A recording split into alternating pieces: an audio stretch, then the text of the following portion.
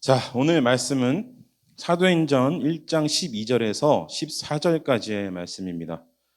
제목은 교회 에덴의 원형이라는 제목으로 제가 붙여봤고요. 그만큼 이제 에덴의 원형이라는 교회의 그 목적이 여기에 분명히 기록되어 있어서 굉장히 중요한 본문이라고 할 수 있습니다. 12절을 보시면은 제자들이 감람원이라 하는 산으로부터 예루살렘에 돌아오니 이 산은 예루살렘에 가까워 안식일에 가기 알맞은 길이라라고 기록이 되어 있죠. 제자들은 예수님께서 승천하신 모습을 보고 나서 굉장히 조금 황망했을 겁니다. 마음이 허했을 거예요. 왜냐하면 자신들이 믿고 따라왔던 메시아, 이분을 따라가면은 앞으로 우리가 먹고 살 걱정하는 정도가 아니라 이분이 우리나라를 다시 회복시키시겠다. 하나님의 나라 이스라엘을 회복시키셔가지고 우리를 천국으로 인도해 주시겠다. 강력한 왕이 되시겠다. 이런 기대가 잔뜩 있었는데, 근데 그 예수님께서 한번 죽으시고 나서 돌아가서 한번 죽으셨을 때도 제자들은 충격을 먹어서 도망을 갔죠. 근데 어찌되었든 부활을 하시고 나서 제자들에게 나타나심으로 인하여서 제자들은 다시 한번 희망을 가질 수가 있었을 겁니다. 근데 그 예수님께서 눈앞에서 하늘로 다시 올라가셨어요. 하늘로 다시 돌아가심으로 인하여서 눈앞에서 사라져 버렸죠. 그렇기 때문에 이 굉장히 조금 허망했을 겁니다. 굉장히 허망하고 허탈했겠죠. 아, 이게 무슨 일인가? 우리는 앞으로 어떻게 해야 되나? 이런 좀 두려움이 좀 굉장히 컸을 겁니다.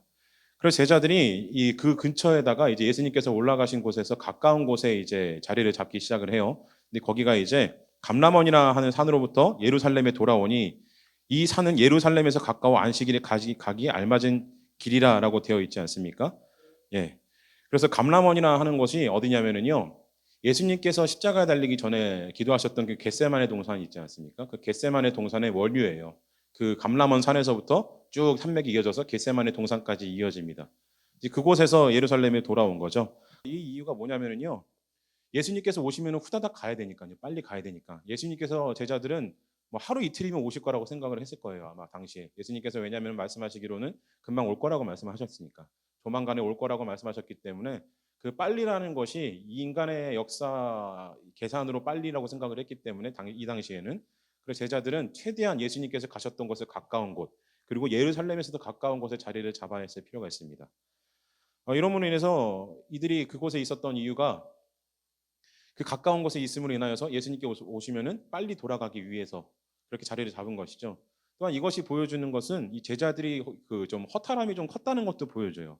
왜냐하면은 이 제자들이 그 예수님께서 기도하셨던 곳이 겟세마네 동산인데 그곳에서 연결되어 있는 감난산이지 않습니까? 그 예수님께서 피를 흘리시고 땀을 흘리신 곳인데 그곳에서 예수님께서 사라지셨기 때문에 제자들은 굉장히 허탈함이 컸겠죠. 그래서 이 감람원이라는 곳에 자리를 잡은 이유가 그냥 예수님께서 오시면 빨리 가야 되지, 빨리 쫓아가야지라는 의미도 있지만은 아마 제자들은 이곳을 떠날 수가 없었을 겁니다.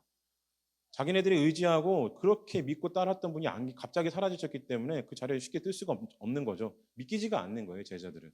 아, 예수님께서 사라지시다니 이게 정말로 현실인가? 아마 이런 생각이 좀 있었을 겁니다. 자, 그래서 이 제자들이 이 당시에 이 허망함과 허탈함이 드러나는 게요. 이제 뒤에 이어지는 말씀에 보게 되면은 이 15절 말씀에 보게 되면은 제자들이 이 120여 명이 남아 있다라고 기록이 되어 있죠. 우리가 안 읽었는데 다음 주에 읽을 말씀입니다만은 15절에는 120명이 제자들이 남았다고 기록이 되어 있습니다. 그런데요. 고린도전서 15장 6절에는 뭐라고 말씀이 되어 있냐면은요. 그 후에 500여 형제에게 일시에 보이셨나니 그 중에 지금까지 대다수는 살아있고 어떤 사람은 잠들었으며 이 말씀이 어떤 말씀이냐면요. 예수님의 부활을 목격한 사람의 숫자를 말합니다. 500명 정도가 예수님의 부활을 목격을 한 거예요. 그런데 예수님께서 감람산에서 하늘로 올라가시고 나서 어떻게 됐습니까? 120명이 남았어요. 그 얘기는 380명이 사라졌다는 겁니다. 400여 명 가까이가 없어진 거예요. 예수님을 따랐던 사람들 중에서. 그러니까 거의 한 80%가 사라진 거죠. 그 중에 아마 대다수는 예수님이 돌아가신 걸 보고 허탈함에 이기지 못해서 도망갔거나 믿음을 포기했거나 그런 사람들이 대다수였을 겁니다. 혹자들은 이들 중에서 남은 자들이 이 로마로 돌아가서 로마 교회를 세웠다 이런 얘기도 하고 있고, 예, 뭐 그런 이 믿음을 계속 지켰다 이런 얘기도 하고 있기는 합니다만은, 근데 그건 정확히 알 수가 없어요. 왜냐하면은 역사적으로 기록도 미비하기는 하지만 그 로마 교회라든지 아니면 다른 교회들이 세워지는 거는 성령님이 인지하신 이후에 세워지는 교회들이기 때문에 여기서는 아직 성령의 임재가 있기 전이기 때문에 교회를 세우기에는 조금 무리가 있는 시기였습니다. 성령의 이 지혜와 은혜가 없었기 때문에 또 용기를 내어서 목숨을 걸고 믿음을 지킬 만한 그런 수준이 안 되었던 거죠. 그래서 아마 여기서 500여 형제 중에서 남은 120명을 제외한 나머지 380여 명, 400여 명 가까운 사람들은 그냥 도망갔을 겁니다. 예수님을 믿거나 아니면은 이 믿음이 그냥 없어졌겠죠. 이게 뭐냐? 그렇게 믿고 따랐는데 죽었다 살아난 것도 믿고 다 따랐는데 결국에는 우리 버리고 간 거 아니야? 이러고 아마 사라졌기 때문에 그 예수님에 대한 실망이 컸겠죠. 그래서 아마 믿음을 포기하고 도망갔을 겁니다.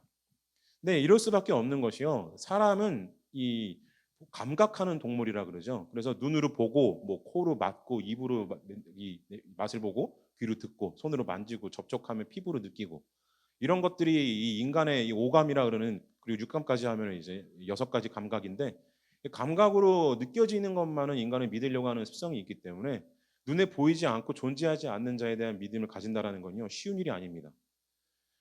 유대인들은 눈에 보이지 않는 하나님을 믿고 살았는데 어떻게 된 일이냐라고 생각할 수가 있는데 근데 구약의 말씀을 보면은요 하나님이 어떻게 묘사가 되냐면은 마치 인간처럼 묘사가 되죠. 사람처럼 말씀하시고 사람처럼 행동하시고 생각하시고 사람처럼 그 느낌을 말하세요. 질투하는 하나님이라든지 뭐 이런 표현 같은 것들. 왜 이런 표현을 많이 쓰냐면은요 눈에 보이지 않기 때문에 보이지 않는 하나님을 좀 실존감 있게 표현하기 위해서 사람처럼 묘사를 한 겁니다. 그리고 그 묘사의 대행자가 누구냐면 바로 선지자들이었죠. 예언자들. 그래서 구약 사람들은 이 눈에 보이지 않는 하나님을 믿었지만 실상으로는 눈에 보이는 것 같은 존재를 만들어내서 하나님을 믿었던 것이죠. 그랬는데 그 눈에 보일 것 같은 눈에 보이지 않았지만 보일 것 같은 하나님이 진짜 형체를 가져서 예수님이라는 모습으로 등장을 했는데 그 예수님께서 사라져 버리신 거예요. 그러니까 더 이상 이 예수님이라는 이 가르침을 따를 필요가 없는 거죠. 그냥 예전의 유대교로 돌아가면 되는 겁니다. 똑같네. 결국에는 없어지는 거네. 그래서 믿음을 포기하고 아마 유대교로 돌아갔겠죠. 그리고 다시 예전의 삶으로 돌아갔을 겁니다. 인간이 눈에 보이는 것을 믿는다라는 것, 눈에 보이는 것을 따라 산다는 것은요, 당연한 겁니다. 이건 질책할 만한 일이 아니에요. 오히려 눈에 보이지 않는 것을 믿는 것이 어쩌면 조금 이상하고 특이한 일일 수도 있고, 그래서 믿지 아니하는 사람들은 이 종교를 가진 사람들을 굉장히 싫어하고 비판하기 쉽게 하죠. 예. 그 이유가 바로 여기 있습니다. 눈에 보이는 것만 따르는 현실적인 사람들은 눈에 보이지 않는 존재를 따르는 사람들을 되게 좋아할 수가 없어요. 다른 존재라고 생각을 하기 때문에. 이런 인간이기 때문에 눈에 보이지 않는 존재를 부정하고 눈에 보이지 않는 존재를 믿지 않는 것은 당연한 일입니다. 그래서 제자들도 이 모습이 380명이 사라진 거는요. 그렇게 좋은 모습은 아니었지만 그렇다고 해가지고 질책받을 만한 일은 아니었습니다. 인간이기 때문에 당연하게 나오는 반응이었죠. 물론 안타까운 얘기를 합니다.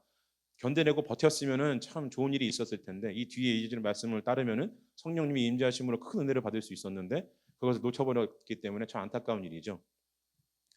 그래서 예수님께서도 성경에서 이 사복음서에서 가르침을 늘 하실 때 눈에 보이는 믿음을 가지는 게 아니라 보이지 않는 참된 믿음을 가지라고 말씀하시죠. 이 눈에 보이지 않는 믿음을 믿는다라는 것이 바로 이것이 우리가 말하는 신앙입니다. 눈에 보이는 것, 증명되는 것, 확실하게 이 존재하는 걸 믿는다라는 거는요. 그건 믿는 게 아니라 아는 겁니다. 우리가 눈에 존재하는 거 알잖아요. 성경책이 여기 존재하니까 우리 성경책을 압니다. 여기 앞에 뭐 여러 가지 집기들, 마이크 있고 저 있고 존재하는 사람을 아는 거는요. 존재하고 있는 거를 안다라는 것은 아는 거지 믿는 게 아니에요. 예. 물론 이제 서로 간의 신뢰 같은 건 있죠. 근데 그 신뢰는 이 신앙하고는 다른 얘기니까. 근데 눈에 보이지 않는다라는 것을 믿을 때 그때가 비로소 이 진정한 신앙이라고 얘기를 하는 것이죠. 그래서 믿음에 있어서 눈에 보이지 않는 하나님을 증명해 내라. 그러면 내가 믿겠다라고 얘기를 하는 거는요. 앞뒤가 바뀐 얘기입니다. 인간이 하나님을 증명할 수 있다? 그러면은 그건 하나님이 아니에요. 하나님이 인간이 증명할 수 있는 수준밖에 안 되면은 인간 수준이거나 인간 이하밖에는 안 됩니다. 그냥 인간이 소유할 수 있는 존재밖에 안 돼요. 그래서 하나님을 볼 수가 없기 때문에 보이지 않는 하나님을 믿을 때 그것을 우리가 신앙이라고 얘기를 하는 것이죠. 그래서 내 눈에 아무 증거 아니 배워도 그 말 찬양이 있는 이유가 바로 여기 있습니다. 눈에 보이지 않는 것이 신앙이라는 것을 믿음의 조상들은 알고 있었기 때문에. 자, 그래서 예수님께서는 이 승천하시기 전에 이 땅에서 이제 하나님 나라의 완성을 이루실 수 있었습니다.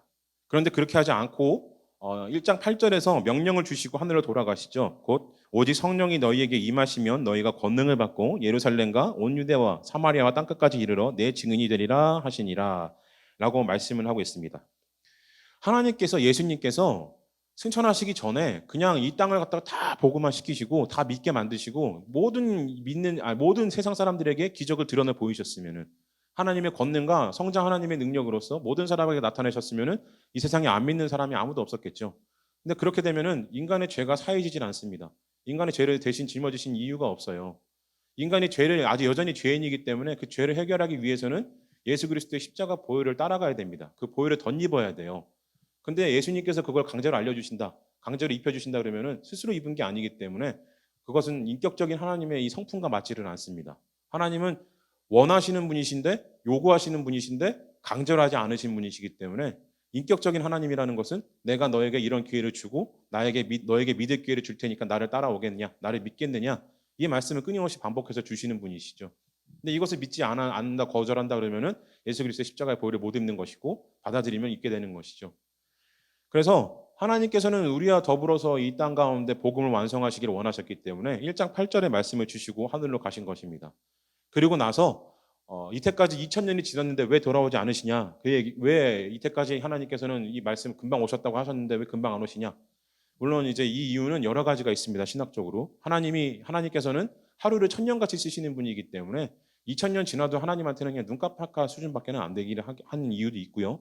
또 한 가지는 베드로후서 3장 8절에 9절에도 기록되어 있는데 오래 참으심으로 많은 사람들이 믿고자 하는 것을 바라시기 때문에 한 명이라도 더 많은 영혼이 하나님께로 돌아오길 원하시기 때문에 한 죄인이라도 더 구원하시려고 오래 기다리신다라는 것이죠. 그래서 그 하나님께서 오래 기다리심으로 인하여서 우리는 여전히 구원받고 받을 수 있게 되는 이유입니다. 모든 사람들에게 이 예수님의 재림의 때까지 믿음의 기회를 주시기 위해서 지금까지도 임재하지 않으신다라는 것이죠. 그리고 성령을 주신 이유가 바로 이와 같습니다. 바로 성령을 주심으로 인하여서 오래 참으심 속에서 아직 믿지 아니하는 모든 사람들에게 주의 권능의 말씀을 전하라고 성령님을 주신 것이죠. 성령님의 이 권능을 주셨다라는 거는요. 우리가 그냥 이 세상의 1장 8절을 그냥 읽고 넘어갈 수가 있는데 하나님의 권능을 입었다. 하나님의 권능을 받았다. 성령이 임재하셨다라는 것은 대단한 일입니다. 하나님을 인식할 수 없고 하나님을 알 수 없는 인간이 하나님의 영을 입어서 하나님의 능력을 가지게 된 거예요. 될 수 없는 존재가 되는 게 바로 이것이죠. 그래서 이것을 우리가 다른 표현으로 쓰자면은 우리 안에는 각자 신이 있다 이런 얘기도 합니다. 이런 표현도 쓰기는 합니다. 근데 이게 조금 위험할 수 있는 발언이어서 다른 표현을 하는데 그게 뭐냐면은 하나님께서 우리 안에 내재하셨다. 우리 안 속에 임재하셨다. 이런 표현을 쓰고 있죠. 그래서 우리는 하나님의 권능으로 땅끝까지 가서 말씀을 전할 수 있는 그 능력을 받게 된 것입니다. 자, 그러므로 인해서 하나님께서 이 능력을 주신 이유가 무엇이냐면요. 하나님의 권능으로 말씀을 땅끝까지 전하라고 하신 이유가 무엇이냐면요. 그냥 말씀 전하는 거는 권능이 없어도 할 수 있어요, 솔직히. 성령님이 임재하지 않으셔도 인쇄해가지고 번역해가지고 성경책 나눠주고 그냥 예수 믿으세요 하면 됩니다. 근데 왜 성령을 주셨냐면요. 앞에서 제자들 보았죠. 380명이 도망간 이유가 보이지 않는 하나님 때문에 도망갔다고 말씀드렸잖아요. 바로 이 때문입니다. 보이지 않는 믿음을 완전히 충실하게 지킬 수 있도록 그 힘을 주시기 위해서 성령님을 주신 겁니다. 인간의 능력으로는 보이지 않는 신을 믿는다는 건 불가능해요. 보이지 않는 신을 의지한다는 것은 불가능한 일입니다. 그래서 보이지 않지만 느낄 수 있도록 너희와 함께하는 신이 있다는 걸 분명히 너희가 알 수 있도록 내가 성령님을 보내주겠다. 그 약속을 하신 것이죠. 그래서 우리가 권능을 받는 이유가 바로 여기 있는 겁니다. 권능으로 인하여서 예수님을 알게 되고 그리고 성부 하나님을 알게 되므로 진정한 신앙을 가질 수 있게 그 때문에 우리에게 성령을 주신 것입니다. 이로 인해서 우리는 비로소 진정한 믿음을 가질 수 있게 되는 것이죠. 사도행전의 별명이 성령행전이라고도 하는데 성령행전이라고 불린 이유가 그만큼 성령을 중요하게 여겼기 때문에 성령의 역사기 때문에 성령행전이라고도 불립니다. 그 얘기는 곧 우리 믿는 모든 사람들은요 성령의 힘이 없이는 믿음을 가질 수가 없어요. 안 되는 사람은요 교회 안 와요. 죽어도 안 옵니다. 근데 성령님이 만지시면은요 나와요. 말씀이 들리고 찬양이 나옵니다. 이게 내임을 하는 것 같지만 내임을 하는 게 아니라 이미 내 안에 하나님이 임재하신 거예요. 내 안에 이미 신이 계시기 때문에 그 신의 힘이 나를 이 자리로 이끌어 오신다는 겁니다. 자, 그리고 이어서 하시는 말씀이 이 성령의 권능을 받으면은요, 뭐가 되냐 이렇게 말씀하시냐면은 1장 8절에서요. 바로 증인이 된다고 하셨습니다. 증인. 근데 증인이 뭔가요? 법정에서 증인이라고 하면은 목격한 사람을 증인이라고 합니다. 눈으로 본 사람을 증인이라고 해요. 근데 여기서 증인이 된다고 하셨죠? 우리가 앞에서 다 얘기했잖아요. 눈에 보이지 않기 때문에 도망갔고, 눈에 보이지 않기 때문에 120명밖에 안 남았고, 눈에 보이지 않기 때문에 믿지 않는 거는 인간의 당연한 그 본성인데, 근데 여기서 말씀하시잖아요. 보이지 않는 하나님을 하나님의 증인이 되게 하시겠다고. 이 얘기 뭡니까? 성령의 권능이 눈에는 보이지 않지만 마음의 눈으로, 영의 눈으로 하나님을 분명하게 보이게 해주시겠다고 약속을 주신 거예요. 이 얘기는 그냥 눈에 보이지 않는 거 핑계 대가지고 그냥 마음을 이렇게 막 건드려가지고 그렇게 이렇게 막 감동이나 주려고 하는 거겠지라고 하는 게 아니라 실제로 성령님이 임재하시면은요 하나님이 보입니다. 실체가 보인다라는 게 아니라 와 이분이 하나님이시구나 이 느낌이 올 때가 있어요. 저도 이걸 느꼈을 때 정말로 어마어마한 감동이었는데, 근데 그 하나님이 분명히 계시다라는 겁니다. 그 성령님은 지금도 살아서 활동하시기 때문에 지금도 우리에게 함께 하시기 때문에 내가 하나님을 찾고 예수님을 찾고 성령님을 부르짖으면은요 이 증인이 되는 능력을 주신다라는 거예요. 권능으로. 그래서 내 눈에는 보이지 않지만 영에 보이고 마음에 보이기 시작을 한다는 것이죠. 이러므로 인해서 진정한 성자가 되어서 정당한 신도가 되어서 비로소 가지게 되는 것입니다. 무엇을? 신앙이라는 것을. 그 전까지는 신앙이 아니에요. 그냥 지식입니다. 성령님을 만나기 전까지는요. 성령님의 임재를 체험하기 전까지는 성령님의 지식과 지혜를 통해서 성경 말씀의 깊은 의미를 깨닫기 전까지는요. 그냥 보고 알고 있는 것뿐이에요. 그런데 성령님을 만나고 나면은 그때부터는 인간의 지각 능력을 뛰어넘는 그 영의 세계가 열리기 시작을 하면은 비로소 믿음이 생기기 시작을 한다는 것이죠. 그렇기 때문에 이 말씀을 통해서 우리에게 주시는 말씀은 보이지 않는 것이 다가 아니라 눈에 보이는 게 다가 아니라 보이지 않는 성령님의 권능이 분명히 너희에게 있다라는 겁니다. 실존하지 않는 게 아니라 분명히 실존하는 성령님의 힘이 우리에게 여전히 함께 하신다라는 말씀을 주신 것이죠. 그리고 이어지는 말씀 13절과 14절에 보시면은 들어가 그들이 유하는 다락방으로 올라가니 베드로, 요한, 야고보, 안드레와 빌립, 도마와 바돌로메, 마테와 알페오의 아들 야고보, 셀롯인 시몬, 야고보의 아들 유다가 다 거기 있어 여자들과 예수의 어머니 마리아와 예수의 아우들과 더불어 마음을 같이하여 오로지 기도에 힘쓰더라라고 말씀을 하고 있습니다. 자, 여기서 제일 중요한 말씀은요. 이 기도에 힘쓰더라. 마음을 같이하여 오로지 기도에 힘쓰더라. 이 말씀이 제일 중요한 본문입니다. 눈에 보이지 않는 예수님께서 사라져 버리신 그냥 아예 처음부터 계시지 않는 분을 믿었다고 한다면은 계시지 않는 게 당연한 거니까 그래 그럼 우리 계속 믿어가자 이렇게 얘기할 수가 있는데 눈에 보이셨다가 사라지니까 그 허탈함은 더 크게 클 수밖에 없는 것이죠. 근데 그 큰 허탈함 그리고 큰 두려움 예수님께서 죄인으로 십자가에 달려 죽으셨기 때문에 그 예수님을 믿고 따랐던 제자들도 똑같은 죄인 취급을 받을 수 있는 상황이었습니다. 그래서 로마 군인이나 유대교인들에게 잡혔다가는 바로 같은 십자가에 달리는 꼴을 당할 수도 있는 위험한 상황이었기 때문에 제자들은 도망가는 게 당연한 것이었죠. 근데 남은 120명은 뭐 했나요? 모여서 기도를 시작을 합니다. 그리고 오로지 모이기를 힘쓰기 시작을 하는 것이죠. 예수님께서 마태복음 18장 20절에서 이런 말씀을 하셨어요. 두세 사람이 내 이름으로 모인 곳에는 나도 그들 중에 있느니라. 그리고 히브리서 10장 25절에는 모이기를 피하는 어떤 사람들의 습관과 같이 하지 말고 오직 권하여 그날이 가까움을 볼수록 더욱 그리하자. 이렇게 말씀이 써 있습니다. 예수님과 그리고 이 성경에서의 가르치면은요. 모이기를 힘쓰라라고 말씀을 하고 있어요. 물론 이제 요즘에는 코로나 사태 때문에 모이기가 쉽지가 않죠.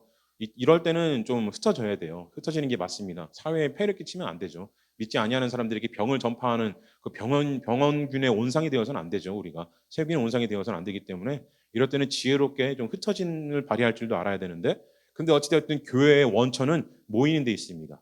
교회는 흩어져서는 되는 곳이 아니에요. 일단은 모여야 합니다. 함께 모여서 마음을 나누고 뜻을 나눠서 그리고 삶과 영혼을 나누는 공동체가 되어야 합니다. 그게 교회의 목적인 것이죠. 그래서 이것이 궁극적으로 의미하는 게 무엇이냐면요.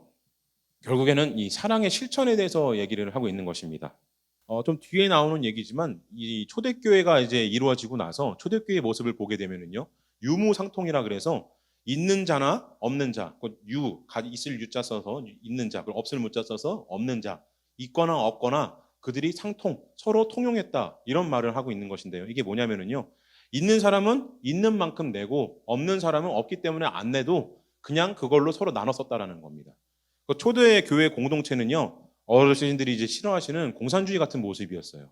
많은 사람은 다 많은 걸 가져와가지고 교회에다가 그 재산을 내면은 교회에서 사도들이 그 재산을 관리를 하면서 없는 사람에게 나눠줘서 가난한 사람들을 구제해주기도 하고 이렇게 사용했다라는 것이죠. 초대교회는 이렇게 살았습니다. 왜 이렇게 살았냐면은요, 서로 나누는 것이 사랑의 증거라고 믿었기 때문에 그 증거를 충실히 시행을 한 것이죠. 그리고 예수님께서 그 바리새인들하고 율법학자들하고 시험을 하려고 예수님께 물어봐요. 가장 큰 계명이 무엇입니까? 율법 중에서 가장 중요한 게 무엇입니까? 라고 물어보니까 예수님께서 말씀하시기로는 첫째가 너희 하나님은 힘을 다해서 생명을 다해서 목숨을 다해서 사랑해라. 둘째는 그와 같으니 너의 이웃을 너와 같이 사랑해라. 이렇게 말씀을 하시죠. 그 이후로 이 그리스도교의 가장 큰 계명은요, 가장 큰 율법은 바로 하나님 사랑이 첫 번째고 둘째는 이웃 사랑인데 둘째도 그와 같이라고 말씀을 하셨습니다. 곧 하나님 사랑하는 것처럼 이웃을 사랑하는 게 우리 그리스도인들의 이 정체성이에요.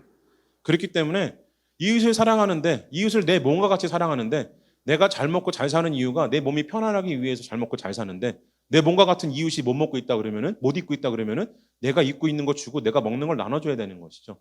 그래서 초대교회는 이 말씀을 그대로 실천했기 때문에 내가 가지고 있는 걸 이웃에게 나눠주는 거를 아까워하지 않았습니다. 물론 역사적으로 이제 이걸 따져보았을 때 이런 초대교회 모습이 길지 않았다 이렇게 기록이 돼 있긴 역사적 기록을 뭐 찾아내는 분들도 계세요. 역사학자 중에서는. 왜냐하면은 이 이후에 이제 교회 발전상을 보게 되면은요, 막 3천 명, 5천 명 이렇게 늘어나요. 믿는 사람들의 수가. 그런데 3천 명, 5천 명, 막 이렇게 막 몇만 명씩 모이는 그런 곳에서 서로 가진 걸 나눈다라는 게요, 쉬운 일은 아닙니다. 그걸 갖다가 재산을 내 가지고 관리를 해가지고 정당하게 평등하게 분배를 한다는 것도 쉬운 일이 아니죠. 그래서 아마 이 공동체 유무상통하는 공동체의 모습은 길게 가지 않았을 것이다 이렇게 얘기하는 신학자들도 있습니다. 그런데 그것이 길던 짧던 그리고 실제는 존재하지 않았는데 성경에만 이렇게 기록이 돼 있다고 할지라도 그래도 분명하게 말씀드릴 수 있는 것은 교회의 정체성이 바로 이것이라는 겁니다. 내가 가지고 있는 것을 나누는 것, 내가 누릴 수 있는 것을 함께 누리는 게 바로 교회 그리스도인들의 정체성이라는 것이죠. 그래서 모이는 이유가 어디 있냐면은요. 물론 사도행전에서 기도한 이유는 우리가 뒤에 보겠습니다만은 일단 우리가 모이는 이유는 바로 사랑을 실천하기 위해서입니다. 이웃과 함께 사랑하기 위해서 모이는 것이죠.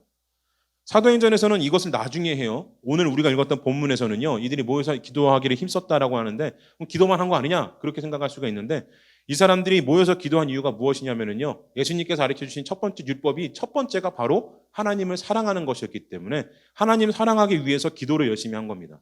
하나님을 사랑할 수 있는 눈에 보이지 않는 존재를 믿을 수 있는 힘인 권능의 성령님을 받기까지 이들은 하나님 사랑을 기도로 표현을 한 거예요. 그리고 이 기도라는 표현이 원어를 따지게 되면은요, 기도보다는 솔직히 예배에 가깝습니다. 그러니까 쉽게 말씀을 드려서 이 사람들이 모였냐면은 모여서 날마다 예배 드렸다는 겁니다. 모이면은 죽을 수 있어요. 예수의 제자라는 게 발각되면은 감옥에 갈 수도 있는 상황이었습니다. 굉장히 공포스럽고 무서운 상황이었어요. 그런데 이들이 뭐 했나요? 목숨 걸고 모여가지고 예배 드린 거예요. 예배 드림으로 인해서 하나님 사랑을 증거를 하죠. 그 이후에 하나님 사랑의 증거를 목숨 걸고 하고 나자 하나님이 사랑을 주시고 성령님의 권능을 주십니다. 그리고 권능으로 무엇을 하나요? 바로 이웃사랑을 실천하게 되는 것이죠. 그래서 이웃사랑을 실천해서 초대교회에서 유무상통하는 모습을 보여주고 가난하고 아픈 자들을 일으켜 세우고 병든 자들을 일으켜 세우고 가난하고 아픈 자들을 도와주는 역사들. 그리고 내 안에 있는 복음을 나에게만 그치지 않고 세상 끝까지 목숨 걸고 전하겠다라는 제자들의 사도들의 그 사명감이 오늘날 우리들에게까지 이어져서 수많은 사람들이 복음 안에서 예수님 믿고 만나게 되지 않았습니까? 그죠? 이스라엘 민족 외에는 다 이방 민족이에요. 기독교 인구가 우리 60억 인구 중에서 한 20억 가까이 된다라고 얘기를 하는데 그 이스라엘이라는 곳에서 120명밖에 안 믿었던 그 공동체가 이제는 20억이 됐습니다. 이 일이 어떻게 일어나나요? 인간의 능력으로는 불가능한 일이죠.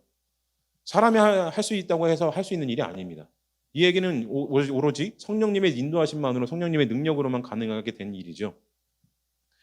자, 이로 인해서 성령님의 인도하심으로 인하여서 이 제자들은 이 서로 사랑하기 위해서 먼저 하나님 사랑을 보여준 겁니다.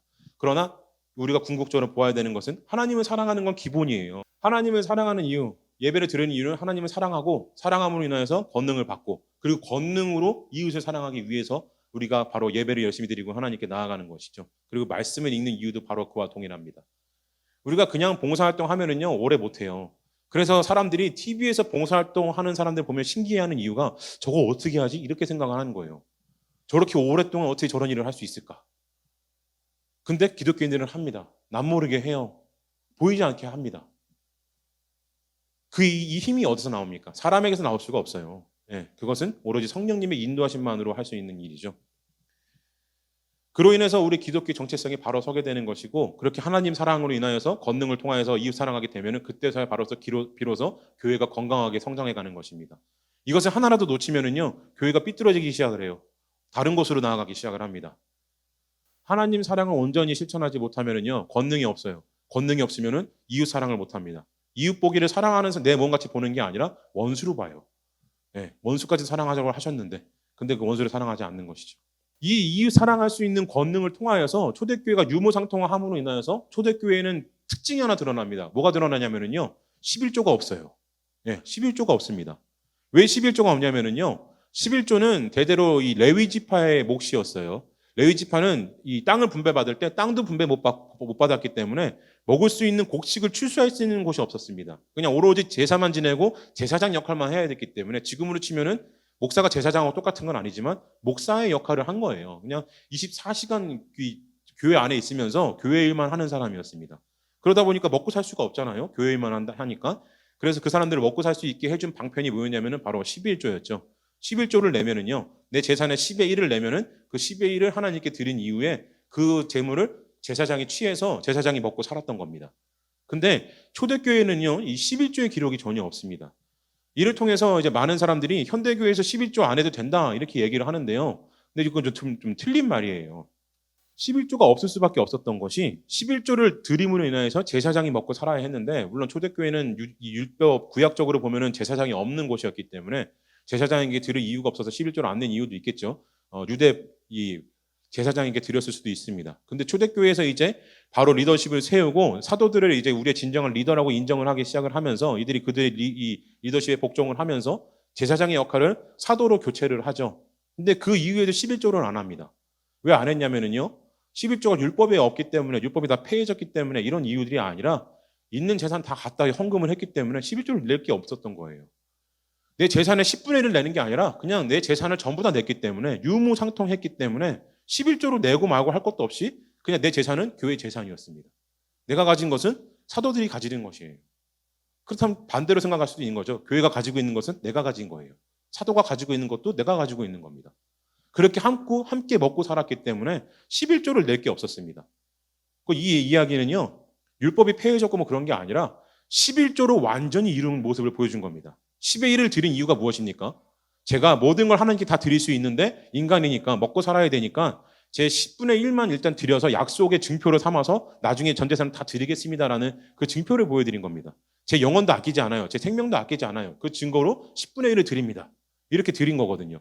근데 초대교회 사람들은 이걸 진짜 이뤄냈기 때문에, 진짜 목숨도 드리고 내 삶도 드렸기 때문에 재산까지도 다 드린 거죠. 그래서 11조가 필요가 없었습니다. 현대에 와서 조금 이 정신이 사라졌기 때문에 11조가 다시 부활을 한 것이죠. 11조가 부활을 한 이유가 여러 가지도 있기는 하겠습니다만은, 이 제사장이 먹고 살았던 것과 동일하게 교회에서 풀타임 사역자들을 이 건사를 해야 되는데, 이 건사를 하기 위해서는 11조가 필수로 필요했던 것이죠. 그것 조금 약간 서글픈 부활이라고 할 수 있습니다. 11조 제도가 만약에 정말로 내 재산을 아끼지 않고 내가 가지고 있는 것을 서로 나누기를 아끼지 아니었다고 한다면은, 모든 있는 사람들이, 그렇다면은 우리 현대 교회에서는 11조가 필요가 없었겠죠. 그냥 초대교회처럼 살 수가 있었을 겁니다. 근데 그게 불가능해요.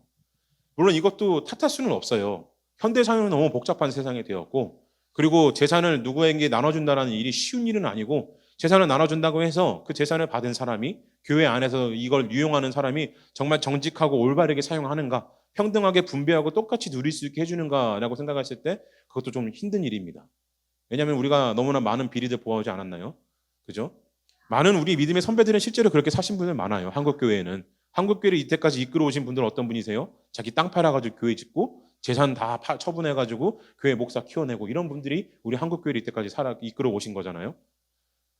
그런데 조금 이제 자본들이 섞이기 시작을 하면서, 안 좋은 사람들이 섞이기 시작하면서 조금 이런 정신들이 사라졌는데, 그건 좀 안타까운 일이죠. 그래서 원래는 원칙대로 한다면은요, 11조는 폐해진 게 아니라 11조는 원래 드려야 되는 겁니다. 11조는 드리는 게 맞는 것이고, 그리고 11조보다 더 좋은 것은 모든 것을 다 내놓는 것이 가장 좋은 일이죠.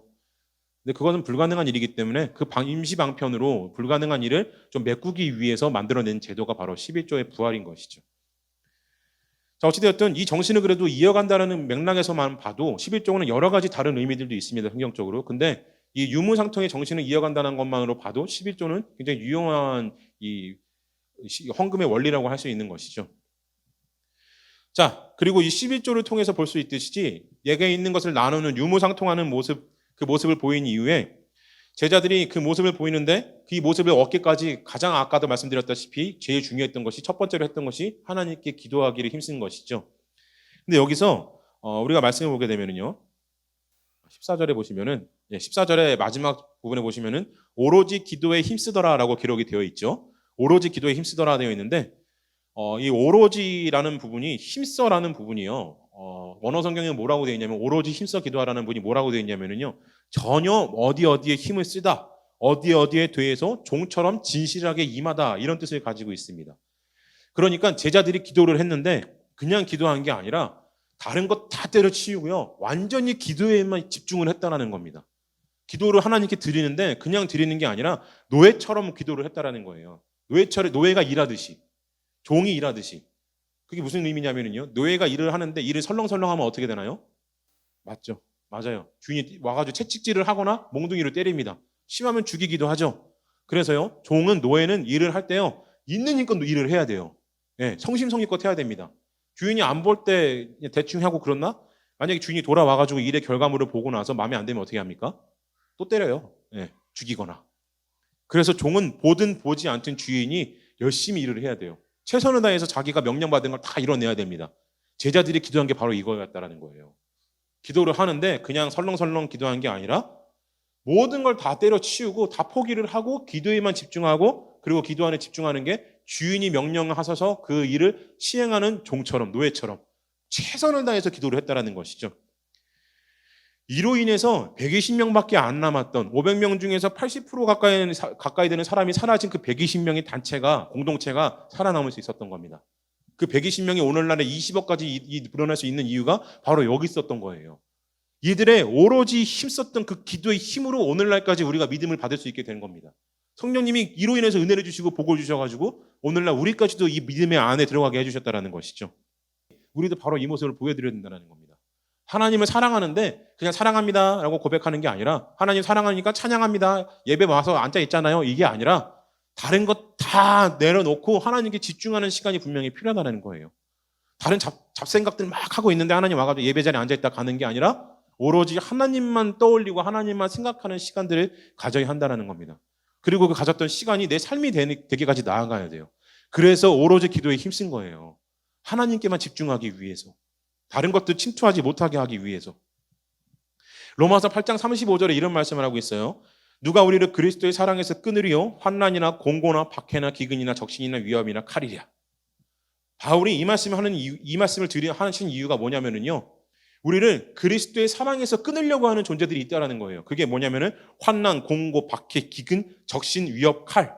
적신이라는 거는 적나라하게 신체가 드러났다는 걸 적신이라고 합니다. 벌거벗은 몸, 입을 게 아무것도 없는 건 뭐예요? 예수님께서 돌아가실 때 십자가 죽으실 때 아무것도 잊지 않고 돌아가셨잖아요. 그죠? 다 뺏기면은 아무것도 없는 겁니다. 그걸 말씀하시는 거예요. 죄인과 같이 아무것도 없는 자. 분명히 이런 것들이 우리를 덮쳐온다는 거예요. 삶의 어려움들과 위험과 공포들이 우리를 예수 그리스도의 사랑에서 끊으려고 합니다. 야, 너 교회 갈 시간이 아니잖아. 나가서 일해야지. 무슨 교회를 가고 있어? 너 지금 교회 가가지고 기도할 때가 아니야. 너 교회 하루 문 닫으면 손해가 얼마야? 이런 얘기 한다는 거예요. 너 지금 진급해야 되는데, 실적 쌓아야 되는데, 교회 가가지고 예배 드린다고? 수요 예배 간다고? 뭔 미친 짓이야? 막 이렇게 얘기를 하는 거예요. 새벽 기도회 간다고? 그 시간에 학원 가가지고 영어 배우고 중국어 배워야지. 너 지금 무슨 생각하고 있는 거야? 이게 바로 우리를 덮쳐온다는 겁니다. 그리스도의 사랑에서 끊으려고. 그런데 바울은 과감하게 말씀하시는 거예요. 그것들이 우리를 끊을 수 없다라고.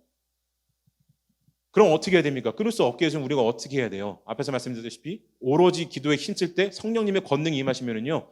어떤 공포가 우리를 덮쳐와도 그리스도의 사랑에서 우리를 끊어낼 수가 없어요. 그리스도의 은혜가 없기 때문에 성령님의 은혜가 없기 때문에 시험이 우리를 덮쳐오면, 공포가 덮쳐오면 그리스도의 사랑에서 끊어지는 겁니다. 근데 성령님이 임재하시면은요, 끊어질 수가 없어요. 이것을 이룰 수 있는 방법이 바로 오로지 기도에 힘쓰는 겁니다. 노예처럼 하나님께 집중하는 거예요. 그 방법밖에는 다른 게 없습니다. 다른 걸로 어떤 걸 이루어진다라고 한다면은요, 그 사람은 이단이에요. 다른 뭐 방법이 있다 그러면은 그 사람은 예수님을 믿는 게 아니라 가짜입니다. 예. 미국에서 긍정의 힘을 얘기했던 조엘 오스틴이라는 사람이 있어요. 그 사람이 비슷한 얘기했어요. 긍정하기만 하면 다 이루어진다고. 좋은 생각만 하면 다 이루어진다고. 어느 날 뉴스 인터뷰에서 그랬습니다. 예수 그리스도 아니면은 천국에 갈 수 없나요? 그랬더니 그 사람이 얘기했어요. 아니요, 갈 수 있어요. 이 얘기했습니다. 그게 뭡니까? 긍정적인 생각을 해서 좋게 좋게 살면은, 선한 행동하면은 천국에 간다, 이런 얘기했죠. 근데 성경에 없어요, 그런 얘기가. 성경에서 말씀하시는, 분명히 말씀하신 게 바로 성령님의 은혜가 없이는 하나님께로 나아갈 수가 없다라는 것이죠. 자, 그것도 이어서서 우리가 한번 눈여겨서 볼 부분이 뭐냐면은요, 어떤 부분이 있냐면은 14절 처음에 있는 여자들과라는 구절이 있습니다. 이게 굉장히 중요한 기록인데요. 이전까지 여성들은요, 이 신약 성경 이전의 여성들은 인간이 아니었습니다. 사람 취급을 못 받았어요. 사람은 개수에도 들어가지 않고 숫자에도 들어가지 않고 사람으로서의 권리를 받는 존재들이 아니었습니다.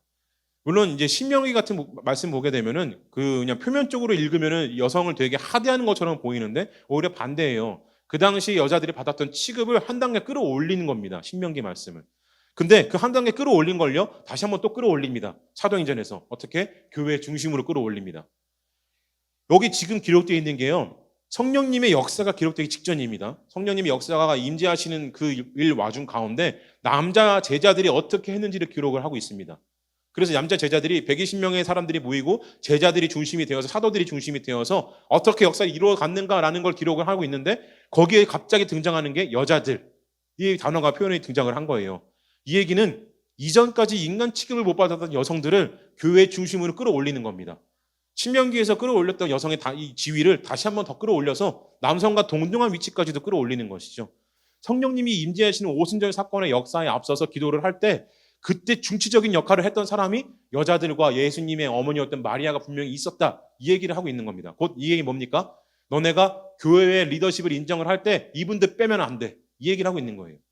이전까지는 사람 취급도 못 받았던 존재였던 여자들이 이제는 교회의 리더의 자리까지 올라가는 겁니다. 교회의 중심축을 자리 잡기까지 올라가게 된 거예요. 이로 인해서 교회는 어떤 모습을 회복하는 거냐면은, 처음에 에덴 동산을 창설하시고 하나님께서 아담과 하와를 만드셨을 때 그 모습으로 돌아가고자 힘쓴 걸 보여줍니다. 곧 남성과 여성이 다르지 않다라는 걸 보여준 거예요. 평등한 존재다, 똑같은 존재다, 이걸 보여준 것이 바로 이 기록입니다.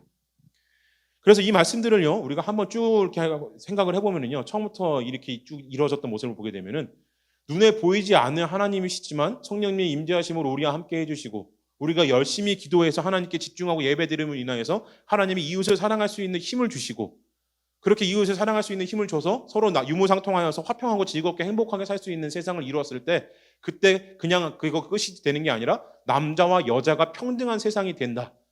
이게 뭡니까? 바로 에덴 동산입니다. 에덴 동산이 이래요. 서로 나누기를 즐거워하고 기뻐하는 곳이 에덴 동산이죠. 나누고 뭐 하고 뺏고 할 것도 없어요. 예, 다 허락되어 있기 때문에, 행복하고 사랑하기 때문에. 그리고 남자와 여자가 다르지 않죠. 똑같이 사랑합니다. 예, 그래서 아담이 그러잖아요. 하와와 더불어서 결혼하고 나서 이는 내 몸, 내 살 중에 살이요 뼈 중에 뼈다. 그리고 한 몸이 되었다라고 성경에서는 기록을 하고 있습니다. 결국엔 남자 여자가 같다라고 말씀하고 있는 거예요. 그런데 이전까지 구약에서는 남자 여자가 같지 않았습니다. 근데 이게 회복이 된 겁니다. 그 초대교회, 이 오순절 사건, 성령님이 임재하시기 앞서서 하나님께서 이들에게 허락을 하신 게 뭐냐면은요, 에덴 동산의 원형을 회복해가는 힘을 주셨다라는 거예요. 이것이 뭐냐면은요, 하나님이 처음 만드셨던 인간을 향해서 처음 주셨던 그 섭리와 원리가 살아 있다라는 걸 보여주는 겁니다. 그리고 궁극적으로 교회가 어디를 향해서 나가야 되냐, 그것을 보여주는 것이기도 하죠. 바로 이것입니다. 에덴 동산을 이루기 위해서. 그래서 내가 가는 곳이 천국이 돼야 되는 것이 이유가 바로 여기 있는 거예요. 예수님 믿는 사람들이 가는 곳마다 천국이 돼야 되는 이유가 바로 여기 있는 겁니다. 교회의 목표예요. 교회의 목표. 에덴 동산을 이루어내는 것. 교회에 왔는데 괴롭다 그러면 에덴 동산이 아니죠. 교회에 왔는데 배고프고 여전히 힘들다? 교회가 아닌 겁니다. 믿는 사람들이 이렇게 많은데 여전히 어려운 사람들이 많다? 교회가 아닌 거예요.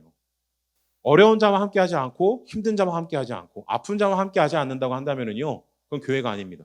내게 있는 것을 나누려고 하지 않는다고 한다면은요, 내가 더 많이 주려고만 하는 사람이 있다고 한다면은 그건 교회가 아닌 거예요. 그 사람은 천국을 이뤄낸 게 아닙니다. 그런 사람들이 모인 것이 어떻게 천국이 돼요? 거긴 지옥이죠, 지옥. 그래서 오늘 이 우리 봐왔던 12절부터 14절까지의 말씀을 쭉 보면은요, 그 내용을 안에 이렇게 살펴보게 되면은 바로 이겁니다. 교회의 궁극적인 목표가 어딨냐? 바로 에덴 동산을 이뤄내는 데 있다. 이 말씀을 주신 것이죠. 물론 에덴 동산을 완전하게 이루시는 분은 하나님이시기 때문에 이 두 번째 아담이신 마지막 아담이신 예수님께서 오셔가지고 완전히 이루시겠죠. 근데 그 이전에 우리도 이걸 이뤄내야 돼요. 오늘 이 사도행전 말씀을 통해서 하나님께서 우리에게 주시는 말씀은 바로 이것을 이뤄낸다는 것입니다. 그냥 기도하기만 힘써서 되는 것도 아니고 그냥 말씀에만 집중해서 되는 것도 아니라는 겁니다. 분명하게 예수님께서 말씀하셨듯이 하나님 사랑과 그와 똑같이 이웃 사랑이 있어야지만이, 그리고 하나님께서 원하시는 바를 이뤄내고자 하는 열망과 이 열심이 있어야지만이 비로소 교회의 원형이 회복이 되고 성령님이 임재가 일어난다는 것이죠.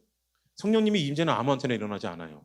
나쁜 마음을 가지고 있는 사람한테, 욕심이 가득한 사람한테는 성령님의 임재가 일어나지 않습니다. 그렇기 때문에 우리는 부단히 노력해야 돼요. 내 안에 그런 마음이 생기지 않는 것까지도 하나님께 내어놓아야 합니다. 내 마음에 아직 성령님이 임재하시지 않은 것까지도 하나님께 내어놓아야 돼요. 그때 하나님께서 비로소 우리에게 도움의 손길을 주시기 때문에. 사랑하는 성도 여러분, 그 마음 열심히 품으시고 하나님을 향한 열정 열심히 품으셔서 정말 성령님이 인도하시는 마음껏 누리셨으면 좋겠습니다. 그래서 두려움 없이 세상 가운데 그리고 교회 안에서 정말로 좋은 것들 많이 나누심으로 인해서 여러분이 가는 곳마다 정말 천국과 같은 곳이 되어서 여러분은 사람들에게 칭찬받고 사랑받는 분들 되셨으면 좋겠어요. 그렇게 교회의 원형 회복하시는 여러분 되기를 진심으로 기원합니다. 아멘.